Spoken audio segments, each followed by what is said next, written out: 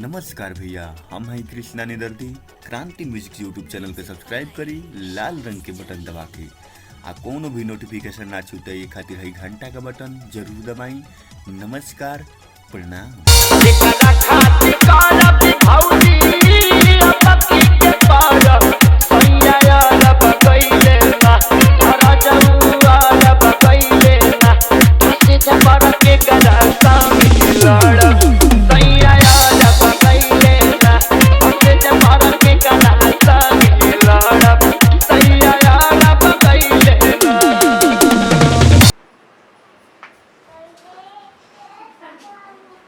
देवारू ता दुबई गयो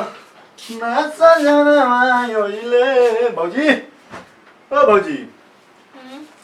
आइलो बनाओ सब्जी का सब्जी बनावे जाए का बात बा कौन बात बा का कहीं का ना कहीं कुछ हमके नहीं के बुझा का गाँव ना करक लेनी 4 दिन भइल ना भागे नहीं बाहर में के तो वैसे का होली उन चोर गइले हम बानी कि ना है रउआ का करब रही के हम का नहीं कर सकत तरकारी हे लिए नहीं बानी मान लो जौन चीज घटा त तौन चीज आटा पिसवाए तनी धान कुटवाए तनी गेहूं कुटवाए दे तनी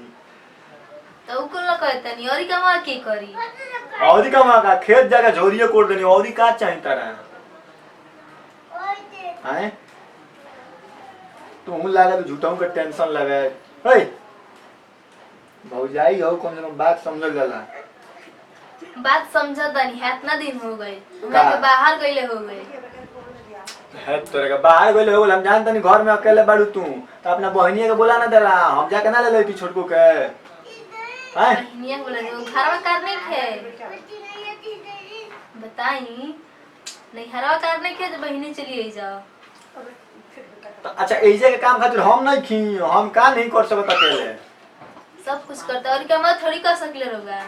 अपना और कौन काम बा बताओ ना और कौन काम बा देखी ए भौजी ए तरह का तू एकदम बुझले लागल हु एकदम मत करे क्या बात बा हमरा क्लियर काहे ना बताओ कोनो बतिया तू का किलो ते रोज जानत नहीं खी का हम जानी या ना जानी बिना मतलब के तू घेवड़ा ले आइए तनी एगो साला जुगाई लडी तो दूगो मिलो हवे निमो निमो ना तो उ सब जुगाई ल एगो ला आता तो उ साला सब जुगा गइल बिया लगे खाली ओ ई बात बाटे अब बताई उ तो सब काम कर सीजे पे काम की करी बताई सेजिया पर के हां तो सूते में कोनो प्रॉब्लम बा इतना बड़का बिछावना बा रोगा कुछ समझ में ना आई हमरा समझ में नहीं हम बुरबो खइहानु ओइस तो नहीं की समझ पावत तू कहे के का चाह कहानी को बताओ क्लियर तब न हम समझे तू को हो माने हैं माने चल गइले विदेश त मान लगी कोनो एती में गइल बड़े साल 2 साल के बाद तो चलिए आवल जाला 2 साल पाजी हैं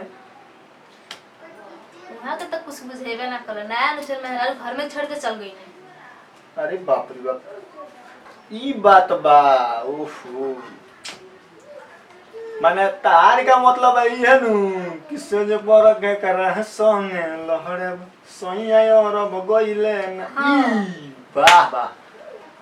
अरे तो वैसे का भाई अच्छा ये बताओ 2 रुपया कमाई है मान लगी तोहरे न कुली एती होवे हैं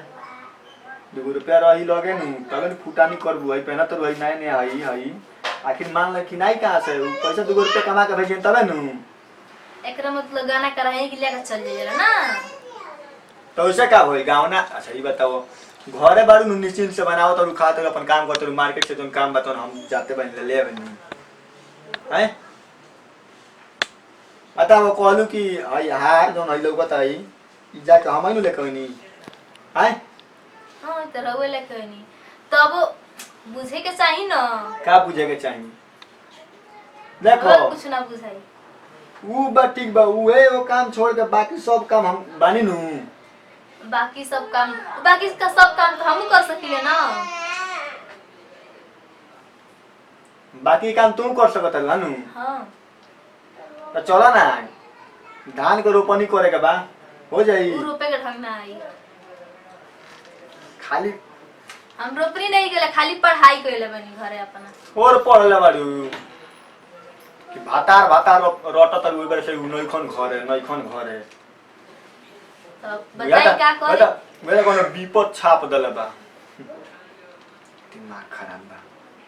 अपना मन से बुझाई के मैं समझ जाई टाइम कितना हो कने खाना ना बनेबू शाम हो गइल तो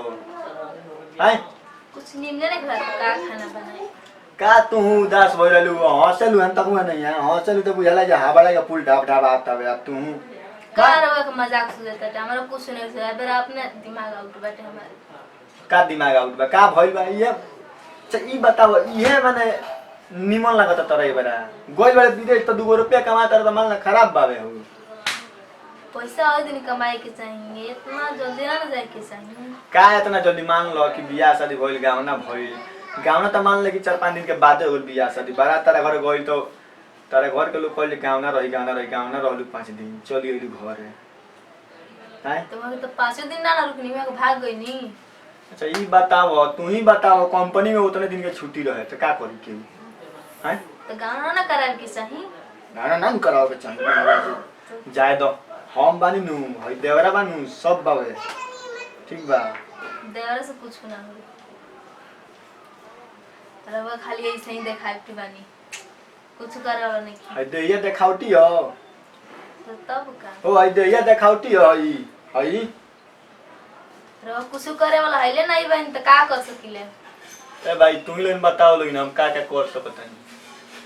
अब हम का कहीं के उसे ठीक बा जाए दो नाक खींच देला हमेशा तनी ऑक्सीजन ना रह जा बुरबा खाऊंगी आप बुरबा के खानी पता है कितना नियन बा कान में झुमका बाप रे बाप चलो ठीक बा उठो ना ऑफसेट रहेगा उठो चलो ना आओ चलो झुमका लागे ऑफसेट रहे तन हंस दे खाली तन हंस दे तो अरे जिया हंस दे चलो कम से कम चलो तारा बुझाई ना फोन में चलो खाना बनाओ